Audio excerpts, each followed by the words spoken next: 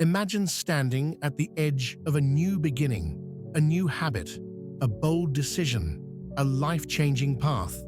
You know it's exactly what you need. It promises healing, growth, and freedom. But just as you're about to leap, you hesitate, you delay, you distract yourself, and somehow, without fully understanding why you sabotage it, why do we sabotage the very things that could save us? Why do we keep betraying ourselves at the gates of transformation? This is not weakness. This is not laziness. This is something far more profound. And today, we will uncover it in this journey. We will explore the deep psychological patterns that cause you to sabotage the changes you most desperately need. We'll walk through the hidden programs running your behavior, many of which were installed long before you had the power to choose. We'll expose the unconscious fears that keep you stuck in cycles of pain and resistance. And most importantly, by the end, we will arrive at a revelation so powerful it could shift the entire way you relate to yourself and to your life. The last truth we reveal today will not only be the most surprising, it will be the most liberating. But to reach it, we must begin at the root. Think back to a time you were on the verge of change. Maybe it was leaving a toxic relationship, starting therapy, changing careers. Maybe it was simply setting boundaries with someone who constantly drained you. You felt the truth of it in your body. You knew you had to do it, but something in you resisted. It was like watching yourself pull away from your own healing. That resistance is not a flaw in your character, it's a defense mechanism of your psyche. According to Carl Jung, we all have a shadow, the unconscious part of our mind that holds the aspects of ourselves we learned were unacceptable, dangerous, or unlovable. These can be emotions, instincts, desires, even strengths. As children, we learn to push these parts away to survive, to be accepted, to belong. But when you move toward change, real, uncomfortable, unfamiliar change, you stir the shadow. You awaken buried fears of rejection, abandonment, failure. And that's when sabotage enters. Sabotage is not self-destruction, it's self-protection. In disguise, you're not afraid of failing. You're afraid of what success might cost. You're not lazy, you're loyal. Sometimes tragically loyal to the pain you've known all your life. Psychologist Gay Hendricks, in his book The Big Leap, describes this as the upper limit problem each of us has. A thermostat for how much love, success, or joy we believe we're allowed to feel. When we surpass that limit, when things start going too well, we unconsciously find ways to bring ourselves back down. We pick fights, miss deadlines, quit too soon. We return to the suffering we know because joy feels unfamiliar, unsafe, and the mind always prefers the familiar over the unknown, even if the familiar is painful. So here's a question only you can answer. What if the life you've built, your routines, your relationships, even your beliefs are all adaptations to an old pain? And what if every time you try to change, the part of you that learned to survive by not changing starts to panic? This isn't just theory. Neuroscience confirms that the brain is wired to seek safety above all, according to Dr. Bruce Perry, trauma expert and co-author with Oprah Winfrey of What Happened to You. Our brains prioritize familiarity because it represents survival. The unknown equals potential danger, even if it's logically positive. So your brain, without consulting your dreams, your logic, or your soul, will pull you back toward what it already knows how to endure. This is why change often feels like death. It's the death of an identity, a story, a wound that kept you safe. You see, your patterns were never random. They were survival strategies. Your procrastination, maybe it kept you from being too visible in a home where being noticed meant getting hurt. Your people-pleasing, maybe it was the way you ensured love in a world that made love conditional. But now you're no longer that helpless child. You're an adult, with the power to rewrite the story. Still power without awareness is nothing, and that's why you're here. You're not here to be fixed. You're here to remember who you were before the world taught you to fear your own light. You sabotage the change you need most, not because you're broken, but because deep down, something in you believes that change might break everything else. So what can you do first? You have to meet your resistance with compassion, not punishment. As the psychologist Christine Neff teaches, self-compassion is not indulgence. It's a form of emotional courage. When you shame yourself for resisting change, you deepen the very wound that created the resistance. But when you bring kindness and curiosity to your patterns, you create space. And in that space, new choices become possible. Ask yourself, what am I afraid will happen if I truly change? Will I lose someone?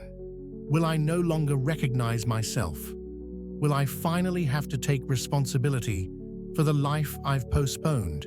You see, every act of sabotage carries a message.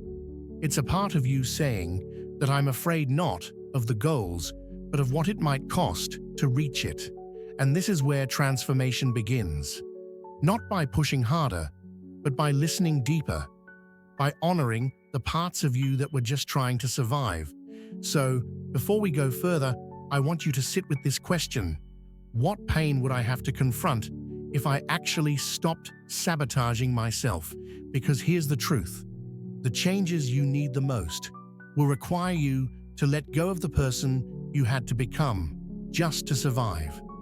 But only then will you meet the person you were always meant to be. Are you ready to meet them? So you're standing on the threshold of transformation. And now that you understand sabotage as a form of self-protection, a deeper truth begins to emerge. Self-sabotage is not the enemy. It's a signal. It's your psyche's way of saying, I want to grow, but I also want to feel safe. And these two desires are often in conflict. Let's go even deeper. Think about the first time in your life when you tried to express a boundary and were punished for it, or when you spoke your truth and it was ignored, or when you dared to shine and were shamed into silence. Each of these moments plants a seed, a belief, a fear, and over time, they form an invisible contract with yourself. You begin to believe things like, if I speak up, I'll be rejected. If I change, I'll lose love. If I rise, I'll be torn down. These beliefs are rarely conscious, but they drive your decisions, your behaviors, your hesitations. This is why the inner work is essential. You're not just trying to create a new life. You're trying to break an old agreement, one you never even remember signing. This is where trauma enters the conversation. Not just the big dramatic events we typically associate with trauma, but what psychologist Dr. Gabor Mate calls trauma with a small t. The quiet, chronic experiences of disconnection, of feeling unseen, unheard, unworthy. He says, trauma is not what happens to you. It's what happens inside you as a result of what happens to you. So the real wound is internal, and so is the healing. Let's get practical for a moment. Maybe you've tried to build better habits, you've read the books, taken the courses, written the goals, but somehow you still get stuck. Why? Because behavior does not change until identity changes, and identity does not change until belief changes, and belief does not change until you feel safe enough to let go of the old one. So the first step isn't doing more, it's learning how to feel safe in your own evolution. Dr. Nicole Lepere, known as the holistic psychologist, talks about this concept in her work. She emphasizes that healing is not about perfection, it's about creating safety in your nervous system to tolerate the unknown, because the unknown is where change lives. And here's where things get really interesting. The more you try to force transformation from a place of fear or self-rejection, the more your nervous system resists.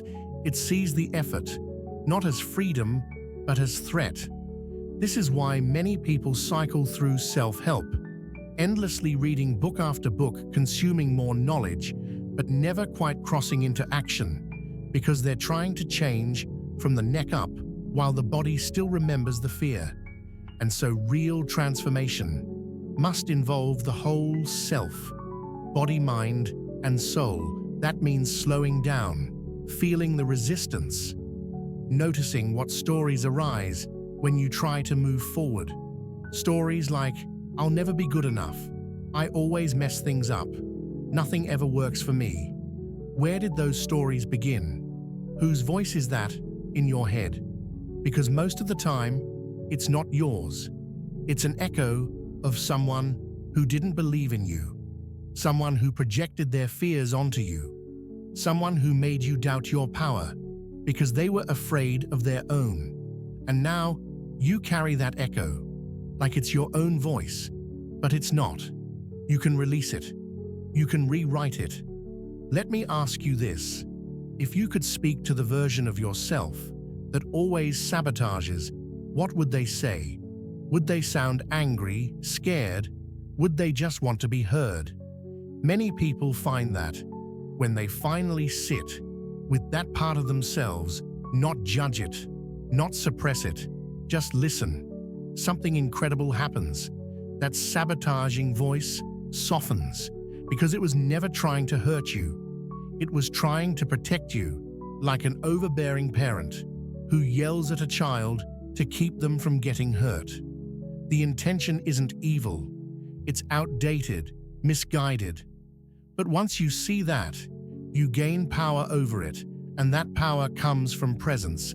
Every time you catch yourself about to fall into an old sabotage pattern, procrastination, self-doubt, toxic relationships, you now have a moment of choice. You can pause. You can ask, what am I trying to protect myself from right now? What am I afraid I'll lose if I actually succeed? These are not easy questions, but they're the doorway to freedom. Here's another truth. The bigger the change, the louder the sabotage, because every transformation threatens the stability of your current identity. That's why the most powerful changes often happen slowly, not with a lightning bolt of motivation, but with a quiet shift in perspective, a decision repeated daily by belief, rewritten patiently. That's how you build trust with yourself, not by achieving something massive once, but by consistently honoring your path, even when it's hard, even when you stumble. So let me ask you again, what if your sabotage was not proof that you're broken, but evidence that something inside you is trying to keep you safe and just doesn't yet know how to do it any other way? Wouldn't that change how you approach your growth? Wouldn't that soften how you speak to yourself? Because the truth is this, you don't need more discipline. You need more understanding. You don't need to crush your fears. You need to comfort them. When you begin to do that, not just once, but every day, something begins to shift. You begin to outgrow the version of you who only knew survival. You begin to feel the pull of something deeper. Not just who you could be, but who you've always been, beneath the wounds. And this is what we'll explore next. The next part of this journey takes us beyond the psychological and into the spiritual, because the final roots of self-sabotage are not just in your habits or your history, they're in your relationship with your own essence. And the closer you get to your true self, the more the false selves begin to fall away. But be warned, the ego does not let go without a fight. In part 3, we'll go into the unconscious forces that keep you stuck in roles, expectations, and identities that no longer serve you. And you'll discover how to step out of that prison, not by force, but by awakening. The most powerful truth is still ahead. What if the greatest act of sabotage isn't missing deadlines, falling off routines, or breaking promises to yourself? What if the real sabotage is much deeper, living a life that was never truly yours? To begin with, let's go to the core. You see, for most of us, the roles we play, the identities we wear, were not consciously chosen. They were assigned, inherited, shaped by culture, family, religion, and survival. Be the good one, the strong one, the successful one, the selfless one. From an early age, you learn who you're allowed to be and who you're not. And so you build a life around that version. You become a character in someone else's script, a mask that earns approval but suffocates authenticity. But here's the problem: growth threatens the character. Every time you try to step out of that role, speak your truth, honor your needs, express a different desire, your internal alarm goes off, because somewhere inside, a voice whispers, "This isn't who you're supposed to be. This isn't safe." And that's when sabotage returns. Not because you're failing, but because you're outgrowing the lie. Carl Jung called this the persona, the mask we wear to navigate the outer world.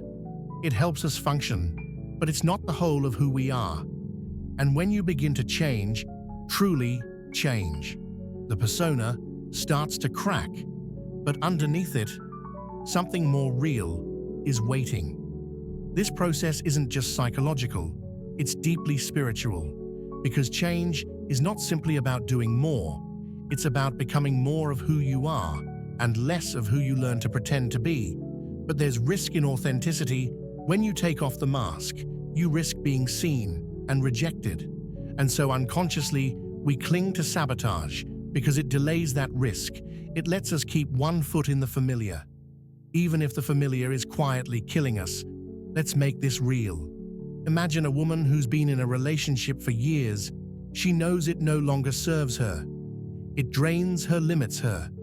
But every time she thinks of leaving, she sabotages herself. Doubts creep in. She questions her worth. She tells herself stories. Maybe I'm overreacting. Maybe I won't find better. Why? Because the identity of the one who stays is deeply tied to her value. Leaving would not just end the relationship, it would require her to question who she is without it. And that is terrifying, because in that moment, the sabotage isn't about the partner. It's about preserving an identity she learned to believe was necessary for love. Now ask yourself, what identities are you unconsciously trying to protect every time you sabotage your growth? Are you clinging to being the martyr, the high achiever, the fixer, the one who's always fine? Every identity carries expectations, and those expectations become cages. True transformation demands that you walk out of those cages, that you allow parts of you to die so that others can live. But again, the ego does not surrender easily. The ego wants certainty, recognition, control. The soul wants truth, freedom, purpose. And these two forces will wrestle inside you, especially when you stand at the edge of change. Spiritual teacher Eckhart Tolle wrote, "To offer no resistance to life is to be in a state of grace, ease, and lightness." But resistance is precisely what self-sabotage is made of. It's the tension between who you are and who you're pretending to be. And so long as that tension exists, sabotage will find you, because self-betrayal is the price we pay when we fear the cost of authenticity. So what do? You begin to listen, you begin to unlearn, you begin to grieve. Yes, grieve, because growth isn't just about gain, it's about loss. You will lose relationships that only knew how to love your mask. You will lose dreams that belong to a version of you that no longer exists. You will lose comfort, identity, illusions. And yet in that sacred loss, something profound is born. You begin to reclaim your inner authority, no longer led by guilt or fear, but by alignment. No longer chasing who you should be, but returning to who you really are. This is the path of individuation, a concept also explored by Jung, the process of becoming whole by integrating all parts of the self, light and shadow, strength and vulnerability, power and pain. And that's when sabotage starts to dissolve, because once you are rooted in truth, there is nothing left to protect. You are no longer trying to maintain a false version of yourself. You are no longer afraid of outgrowing your past. You are no longer addicted to the validation that once kept you small. Instead, you become devoted to something far greater, the unfolding of your deepest self. And here's where it gets powerful. When you stop sabotaging, your energy returns. Your focus sharpens, your intuition strengthens. You begin to see clearly not just who you are, but what you're meant to do. And that's the final layer of sabotage: fear of responsibility. Because to truly transform means accepting the responsibility of your potential. It means facing the fact that no one is coming to save you. It means realizing that freedom is not about escape, but ownership. You cannot be powerful and avoid responsibility. At the same time, you cannot be whole and stay hidden. So ask yourself, am I afraid of failure, or of realizing I was always capable? Am I afraid of rejection, or of no longer having an excuse? Am I afraid of change, or of meeting the version of myself I said I was waiting for? Because here's the secret. No one tells you the person you've been waiting to become is not in the future. They're just on the other side of everything you've been afraid to feel. And in the final part of this journey, we will reveal the most powerful truth of all, the one that ties every insight together. It's not about effort, it's not about strategy, it's not even about healing, it's about permission. In part 4, we'll explore how giving yourself radical permission to live in alignment without guilt, without shame, without delay, is the ultimate act of liberation. We'll also reveal why some people rise above sabotage forever, and how you can too. What comes next may change the way you live. Forever, change happens when the pain of staying the same is greater than the pain of change. This quote, often attributed to Tony Robbins, but echoed in many psychological traditions, cuts right to the core. By now, you understand self-sabotage isn't a character flaw. It's a coping mechanism. It's not laziness, it's protection. It's not a lack of willpower. It's a conflict of values between the part of you that wants to grow and the part of you that wants to survive. And here's where the deepest truth emerges. Every time you sabotage your change, you are asking the world for permission to be who you already know you are. Inside, you are waiting for someone to validate your worth, waiting for a sign that it's finally safe to choose yourself, waiting for the fear to go away before you leap. But here's the hard truth: no one is coming, and the sign you're waiting for is you. The real shift happens the moment you stop seeking external permission to live in alignment. That's the moment you reclaim your power. Let's make it even clearer: when you give yourself permission to speak, even if your voice trembles, to leave even when they tell you to stay, to rest, even when the world says, hustle to rise, even when your past tells you you're not ready. That's when the sabotage ends, not because the fear is gone, but because you chose truth over comfort.